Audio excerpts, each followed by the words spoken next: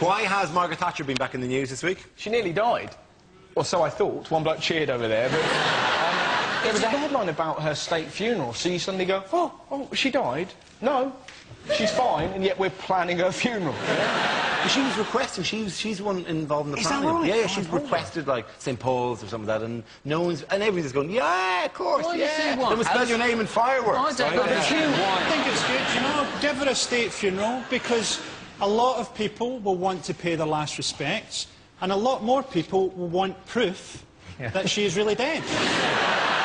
It'll be the first time that the 21-gun salute shoots the coffin.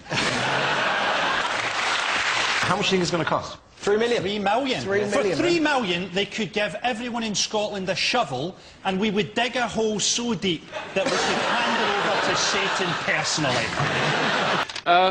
Dear Fry and Laurie, it's very easy to knock, to rage, to snarl and to satirise. It's oh so simple, for instance, to knock Mrs. Thatcher, isn't it? But what are you suggesting should go in the place of the institutions and people you so viciously decry?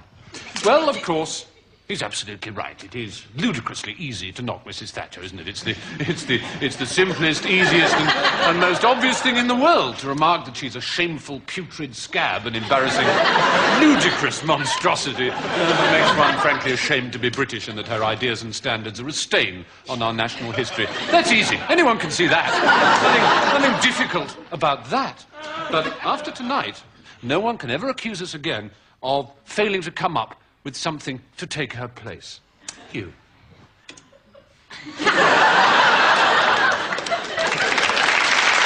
No melody. There certainly was rhythm. You could do a movement to it. You could do a movement to any rhythm. You could do a movement to a drum without having any song. But there was no melody and no heartache. Betsy and Shirley not quite cutting it for Mrs. Thatcher there. She was always more of a Guns N' Roses fan. Anyway, Lee, what is your related fact to that clip? Did you know that Mike Reid often does a musical turn at the Tory party conference? And last year it was a 10-minute political rap. You notice how the whole mood has dropped since we saw a clip of Margaret Thatcher? Nobody wants to live anymore. Oh, yeah, I remember that bitch. Yeah.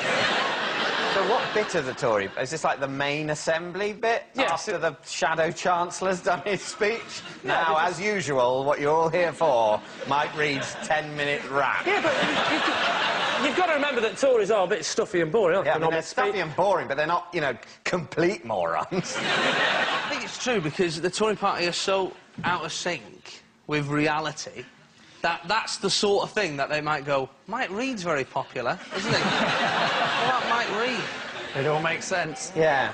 I don't think they can be that out of sync with reality and still know where Parliament is. No, I don't think it's true. I just don't think it's true. Well, I'm prepared to go with that. You're the captain. We think it's a lie. You're saying it's a lie, OK. Let's find out if you're right, Lee. It actually is true.